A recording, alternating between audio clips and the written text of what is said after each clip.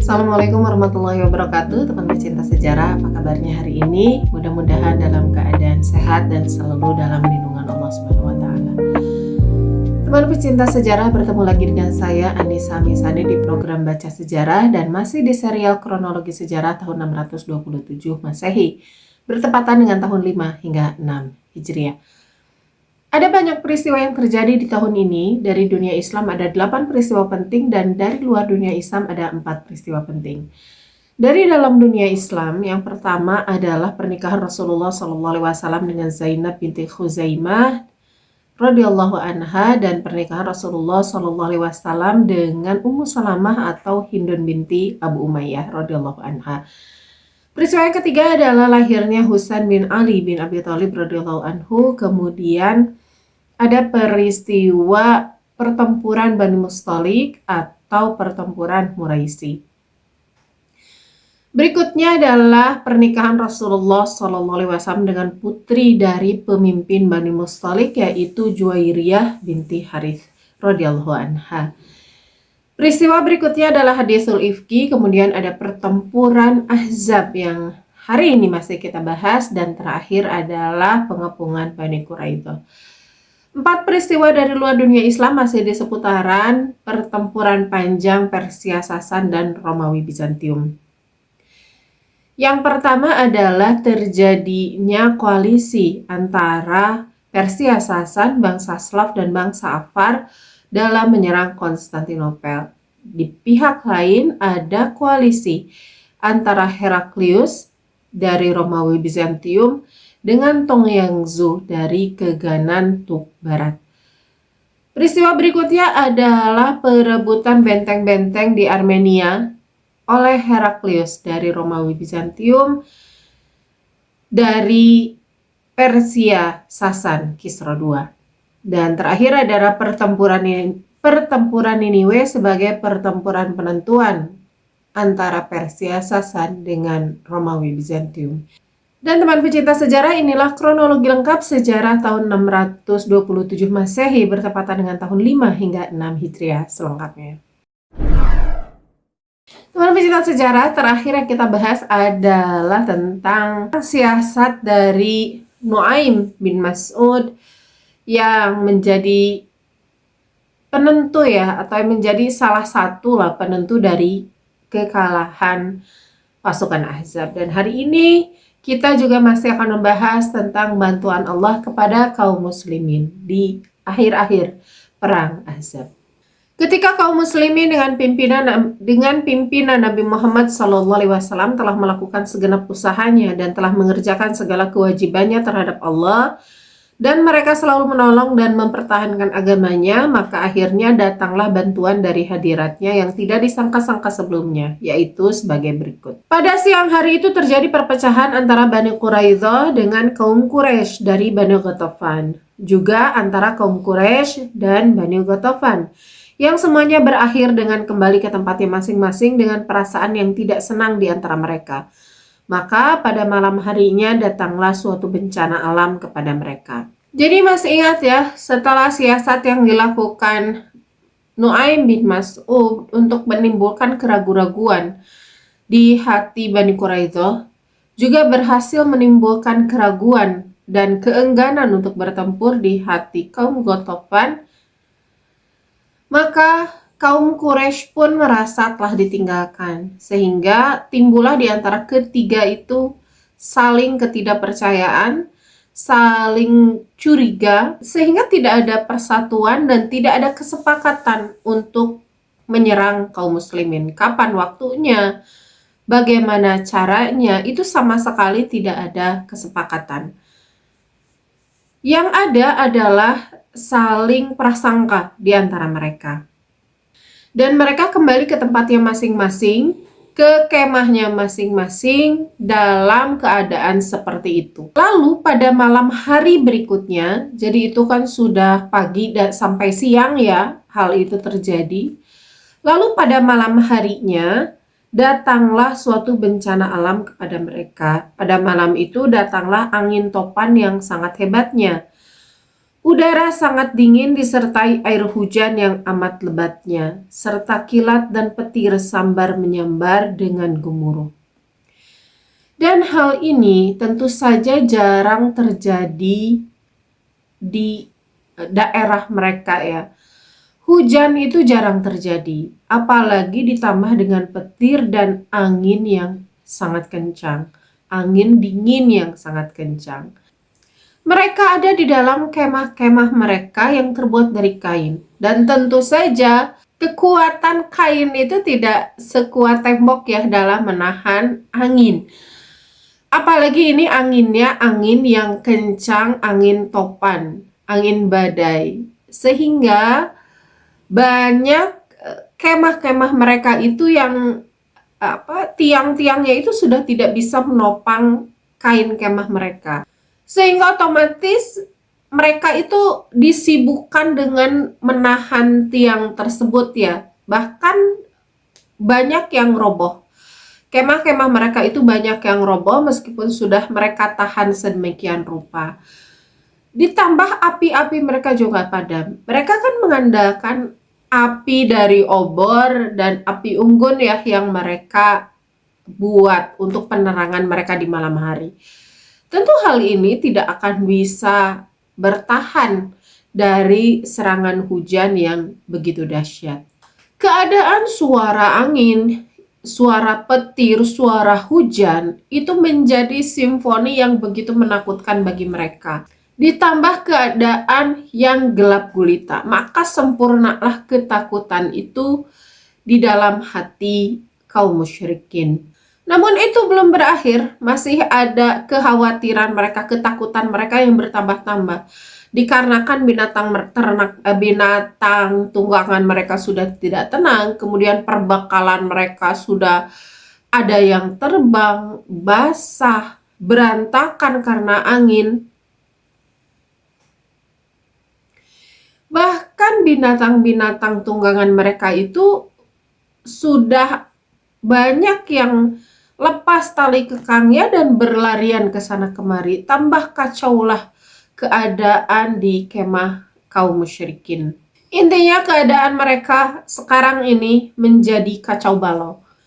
Dalam keadaan seperti itu, seorang pimpinan dari pasukan Ahzab itu yang bernama Tulaifah bin Khuwailid, ia berkata kepada kawan-kawannya, Wahai para kawan tentara Quraisy, di sini Muhammad telah mulai menjatuhkan siksanya atas kamu. Maka sekarang ini juga jagalah keselamatan dirimu masing-masing.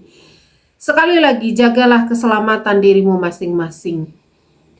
Ini mewakili hati para pasukan Quraisy di tengah keadaan yang seperti itu, di tengah ketakutan. Tulaifah itu berkata kepada kawan-kawan mereka di sekitar mereka, mewakilkan perasaan mereka. Namun tidak semua pasukan berani berkata seperti itu ya. Tidak khawatir didengar oleh pimpinan mereka, terutama Abu Sufyan dan lain sebagainya. Tetapi perkataan itu sudah cukup mewakili isi hati mereka. Sehingga setelah keadaan badai itu mereda, setelah keadaan kembali normal, tidak ada lagi angin, tidak ada lagi topan, tidak ada lagi suara petir, tidak ada lagi hujan. Setelah semuanya reda, meninggalkan semua kekacauan, Abu Sufyan mengumpulkan semua pasukan. Ia menyalakan api unggun yang besar, lalu ia mengatakan kepada semuanya, Hai kaum Quraisy, sesungguhnya di sini bukan tempat tinggal yang aman. Kuda dan alat pengangkut kita sudah binasa. Bani Quraidah telah meninggalkan kita dan sudah kita ketahui hal-hal yang kita benci dari mereka itu. Sekarang datang pula kepada kita angin topan yang sangat hebatnya, sebagaimana yang telah kamu lihat sendiri dan telah kamu rasakan. Maka marilah kita tinggalkan tempat yang celaka ini. Mendengar mendengar perkataan dari Abu Sufyannya sendiri, itu riuhlah pasukan Quraisy. Riuh bukan karena reaksi protes atau reaksi tidak setuju, tapi sebaliknya riuh rendah karena mereka menyetujui apa yang dikatakan Abu Sufyan, dan justru itu juga mewakili hati mereka, sehingga tanpa berkata, tanpa menunggu, setelah komando itu dimulai, mereka langsung membereskan semuanya, lalu bersiap untuk berangkat pulang. Sementara itu, pasukan Bani Ghatafan yang melihat kaum Quraisy telah meninggalkan tempat dan pulang dengan terburu-buru karena ketakutan, juga bersiap meninggalkan tempatnya untuk pulang ke kabilah mereka masing-masing. Sehingga bisa dipastikan bahwa pertempuran Ahzab itu telah selesai tanpa meninggalkan banyak korban dan tanpa adanya kontak senjata yang signifikan ya.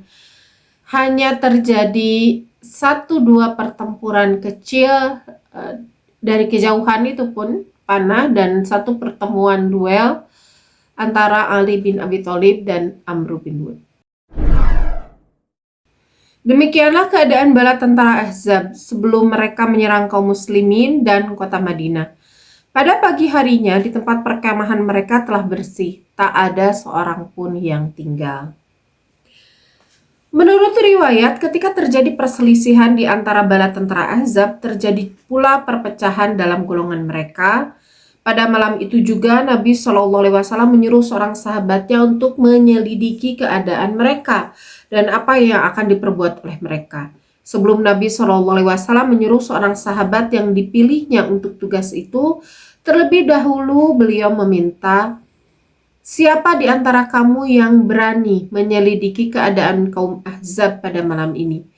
Kemudian kembali kepadaku dan melaporkan hasil penyelidikannya.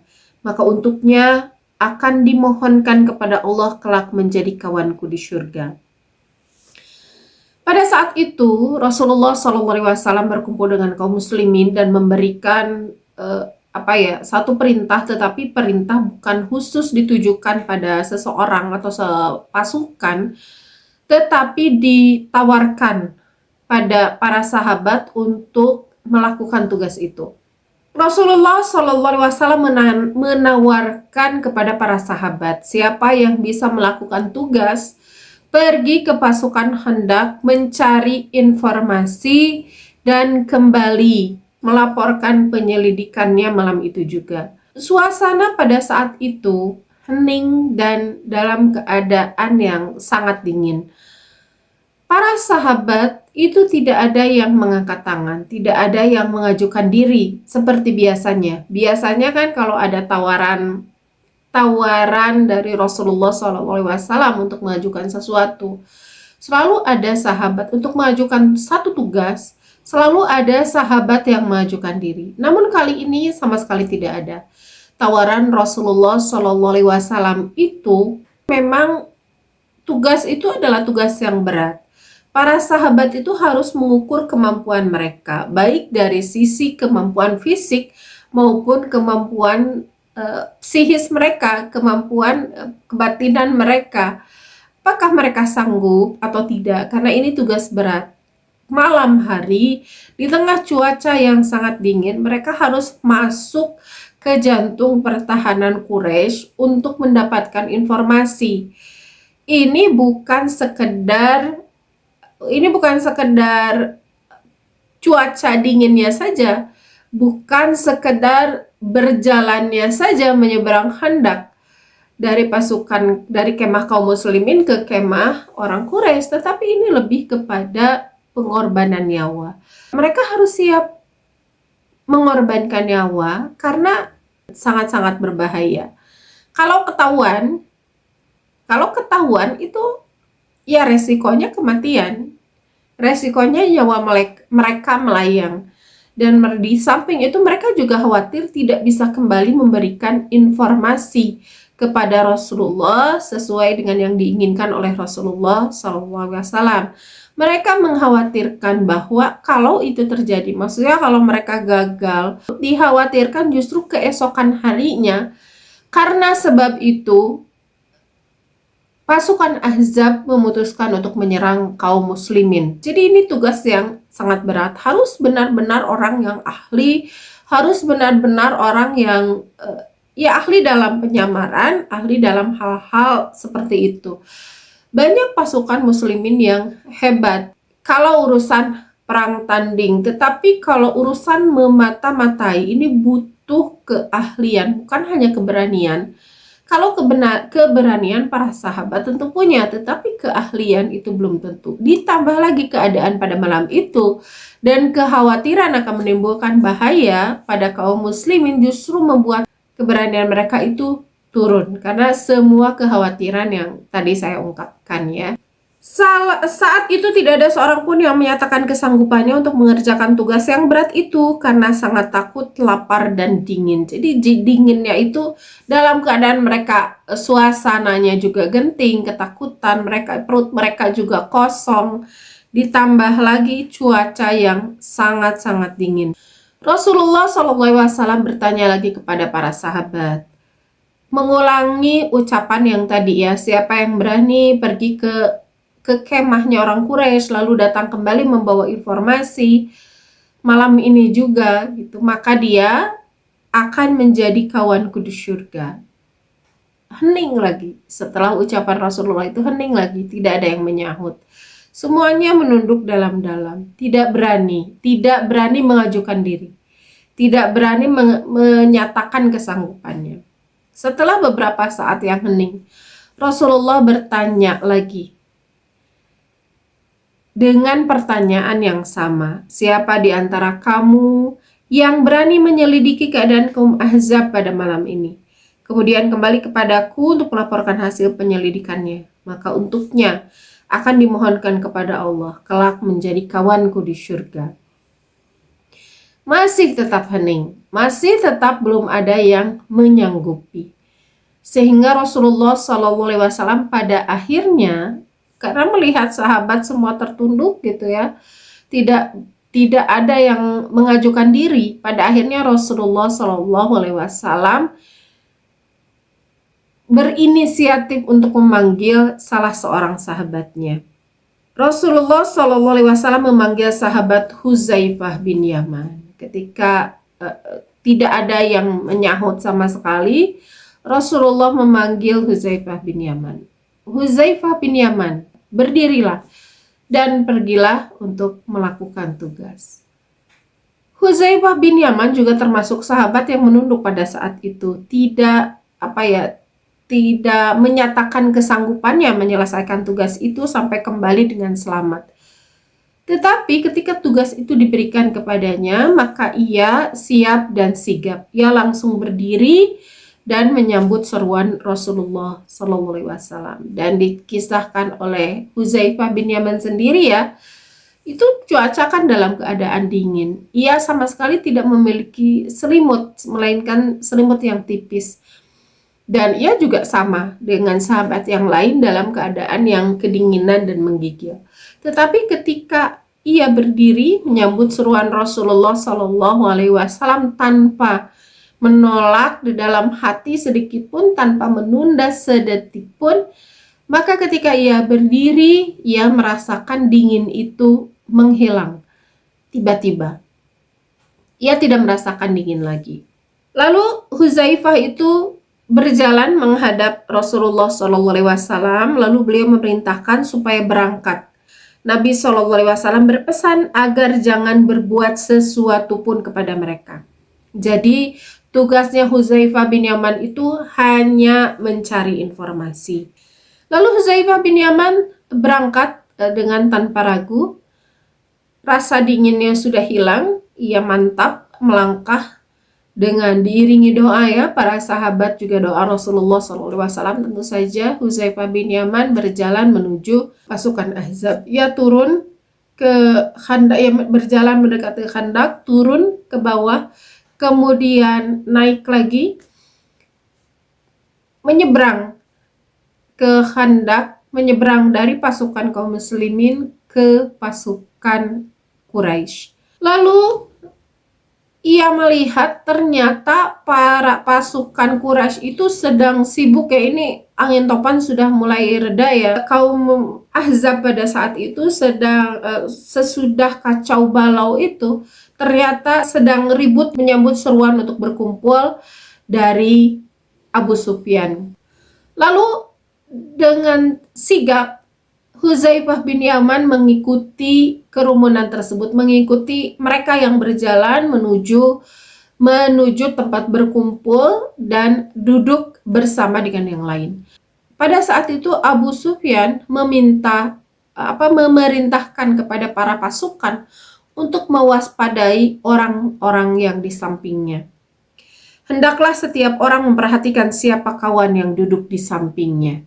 Hudzaifah dengan cepat, dengan kecerdasannya, dengan refleks seorang penyelidik, mendapati perintah Abu Sufyan yang seperti itu, ia dengan sigap meraih tangan orang di sebelah kanannya, lalu seolah-olah ia mencurigai dan bertanya, kamu siapa? Kepada orang di sebelahnya, langsung pegang tangannya, langsung bertanya, kamu siapa? Lalu orang itu menjawab, aku Fulan bin Fulan gitu. Lalu sebelum sempat dia bertanya langsung ke sebelah kirinya, memegang tangannya, kalau kamu siapa? Lalu dia menyebutkan orang itu, ditanya dengan sigap oleh Hudzaifah bin Yaman, langsung juga menjawab, saya Fulan bin Fulan. Dan aman, mereka bertanya ke sebelah mereka lagi gitu, lupa bertanya terhadap Hudzaifah bin Yaman. Lalu amanlah Hudzaifah bin Yaman radhiyallahu anhu. Setelah riuh saling menanyakan gitu ya, dan tidak ada yang bertanya kepada Hudzaifah bin Yaman, aman dia pada akhirnya, padahal dadanya itu sudah deg-degan gitu ya. Waduh, ini bahaya. Kalau ada orang yang nanya kepada saya menyebut apa? Mereka tidak akan mengenal saya. Kalau menyamar, menyebutkan suatu nama gitu, mereka tidak akan mengenalku. Lalu kalau saya menyebutkan nama saya Hudzaifah bin Yaman, ya habis, akan dibawa dia ke hadapan Abu Sufyan dan habislah dia. Tetapi ide ya dari seorang penyelidik ya, ciri khas ya, dari seorang penyelidik dibutuhkan kecerdasan yang cepat sehingga ia berinisiatif lebih dahulu untuk bertanya kepada orang di samping kanan dan kirinya, sehingga amanlah dia dari pertanyaan orang lain tentang siapa dirinya. Lalu setelah Abu Sufyan meyakinkan bahwa mereka aman, tidak ada penyusup, padahal ada. Pada akhirnya ia menyebutkan tadi ya, pengumuman yang telah disebutkan di awal, bahwa keadaan kita sekarang begini-begini, ditambah topan badai. Bani Quraidah sebelumnya juga berkhianat, Bani Ghatafan juga sudah malas untuk bertempur. Pada akhirnya ia mengatakan kita pulang, dan gemuruh itu riuh rendah pasukan-pasukan, lalu berangkatlah. Dan pada saat itu ada yang unik dari Hudzaifah bin Yaman ya, setelah ketika Abu Sufyan mengumumkan itu, posisi Hudzaifah bin Yaman sebetulnya ada di dekat Abu Sufyan. Jadi mereka itu kayak melingkar gitu ya, mengelilingi api unggun. Dan Abu Sufyan itu paling depan di satu sisi, dan posisi dari Hudzaifah bin Yaman itu sangat dekat dengan Abu Sufyan. Dekat dalam arti tidak terhalang apapun. Jadi Abu Sufyan di satu titik, Hudzaifah di titik seberangnya. Sehingga kata Hudzaifah, kalau aku pada saat itu memanah Abu Sufyan, itu sudah dipastikan kena. Posisinya itu udah terkunci lah. Sudah dekat, tidak terlalu jauh, dalam jarak panah bisa menembus dada Abu Sufyan gitu ya. Ditambah tidak ada penghalang, itu pasti Abu Sufyan itu sudah hilangkan nyawanya. Tetapi ia teringat dengan tugas dari Rasulullah SAW untuk tidak melakukan kegiatan apapun selain nguping lah istilahnya. Selain mencari informasi, selain melakukan penyelidikan, sehingga ia mengurungkan keinginannya itu karena perintah dari Rasulullah SAW. Pasukan di Ahzab itu sudah bubar masing-masing, membereskan segera gitu, karena mereka memang sebetulnya ingin pulang dari beberapa lama ya, beberapa hari yang lalu mereka sudah ingin pulang, mereka sudah ingin beres-beres, mereka sudah ingin nyaman di tempat tidur di rumahnya masing-masing di Makkah sana.